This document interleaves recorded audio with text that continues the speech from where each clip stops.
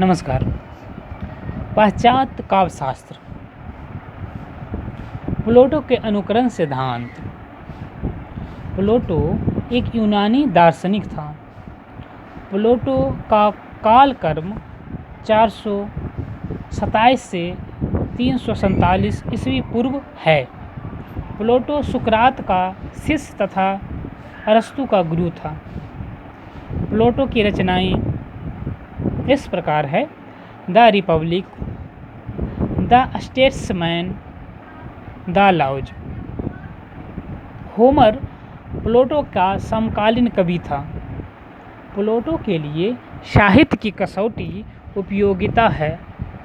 उपयोगितावाद है। प्लेटो के लिए साहित्य की कसौटी उपयोगितावाद है। प्लेटो की समानता प्लेटो का सामान्य मान्यता यह है कि एक गोबर से भरी टोकरी भी सुंदर हो सकती है यदि वह अपना कोई उपयोग रखती हो। प्लेटो काव्य को मिथ्या जगत की मिथ्या अनुकृति मानता है। यदि वह अपना कोई उपयोगिता रखता है तो प्लेटो के काव्य को मिथ्या जगत की मिथ्या अनुकृति मानता है। प्लेटो कहता है कि कवि या साहित्यकार जिन वस्तुओं अथवा काव्य का सृजन करता है वह पहले से ही भौतिक जगत में विद्वान है, अतः यह कृति मिथ्या है। सत्य मात्र अलौकिक अथवा प्रत्यक्ष जगत है, यानी कि यह सत्य मात्र अलौकिक अथवा प्रत्यय जगत है जहाँ ईश्वर ने नित्य सांचों में सामग्री भरकर इस जगत की रचना की। इस लौकिक जगत के काव्य रचना भी मिथ्या है, क्योंकि यह नकल करता है, अर्थात यह भौतिक जगत और उस अलौकिक जगत की नकल है। प्लेटो के अनुसार भाव विचार ही सत्य है। कविता अनुकृति मात्र है, वह किसी भी प्रकार से उपयोगी नहीं है। प्लेटो के होमर से प्रश्न किया है कि क्या कविता किसी का रोग दूर कर सकती है? नहीं। प्लेटो कवि के बजाय डॉक्टर, प्रशासनिक आदि को महत्वपूर्ण मानता है। प्लेटो केवल उपयोगिता को महत्व देता है, जो उचित नहीं है, क्योंकि कविता मनोरंजन प्रदान करने के साथ साथ नैतिकता का संदेश भी देता है, प्रेरणा का स्रोत भी है। ठीक है, तो इसमें पाश्चात्य काव्यशास्त्र में प्लेटो देखिए। इसके आगे अरस्तु का अनुकरण सिद्धांत, जो कि प्लेटो का शिष्य है। प्लेटो सुकरात का शिष्य तथा अरस्तु का गुरु भी है। तो अरस्तु एक प्रसिद्ध यूनानी दार्शनिक था तथा प्लेटो का शिष्य था। अरस्तु सिकंदर के गुरु के रूप में विख्यात था। अरस्तु के अनुकरण का अर्थ है सादृश्य विद्वान के द्वारा मूल वस्तुओं का पुनराख्यान। प्रोफेसर मरे के अनुसार अनुकरण का अर्थ सृजना का अभाव नहीं, बल्कि पुनर्सृजना है। प्लेटो के विपरीत अरस्तु काव्य को सौंदर्यवादी दृष्टि से देखते हैं। अरस्तु कला को प्रकृति की अनुकृति मानते हैं।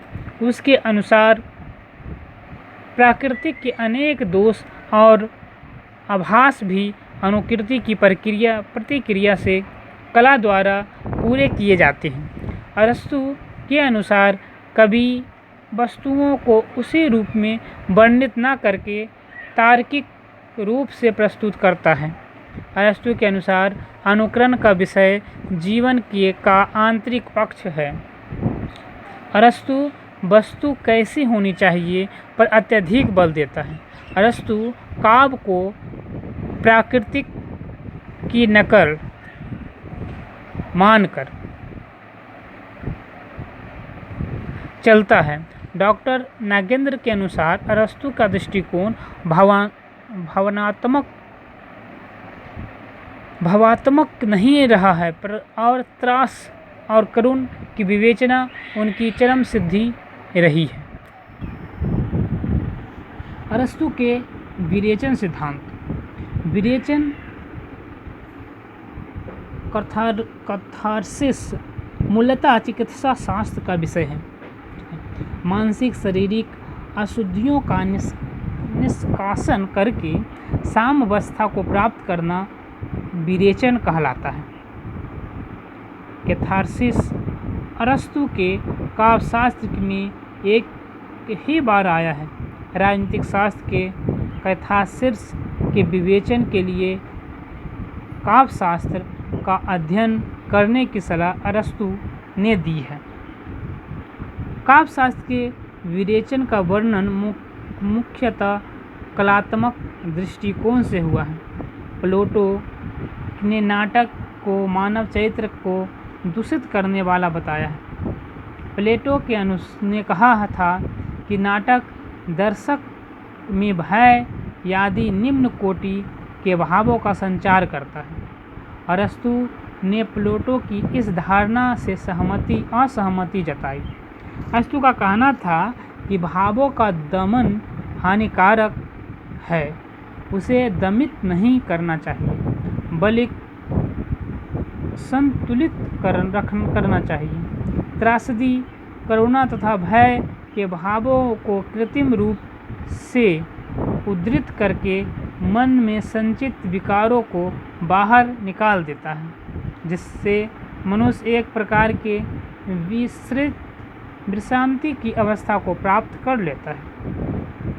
अरस्तु के अनुसार भय घातक और या आसन्न अनिष्ट की आशंका से उत्पन्न एक पीड़ा है। कहते हैं कि अरस्तु के अनुसार भय घातक आसन्न अनिष्ट की आशंका की एक उत्पन्न पीड़ा है। उसी तरीक़ा से करुणा भी घातक या कष्टकर आसन्न अनिष्ट की आशंका से उत्पन्न होने वाली एक पीड़ा, जिसका संबंध ऐसे व्यक्ति से है जो उसका पात्र नहीं है। अगर किसी आत्मीय पर पीड़ा की आशंका हो तो भय और करुणा दोनों ही भाव जागते हैं। करुणा और भय दुखद भाव है, इनकी परिणति आनंद में होती है। ठीक है, तो इस वीडियो में देखें प्लेटो के अनुकरण सिद्धांत और अरस्तु के अनुकरण सिद्धांत और अरस्तु के विरेचन सिद्धांत। ठीक है, इसके अगले वीडियो में देखेंगे पाश्चात्य काव्यशास्त्र के अंतर्गत लॉन्जाइनिस के अनुकरण सिद्धांत और I.A. रिचर्ड का संप्रेषण सिद्धांत। ठीक है, बहुत बहुत धन्यवाद।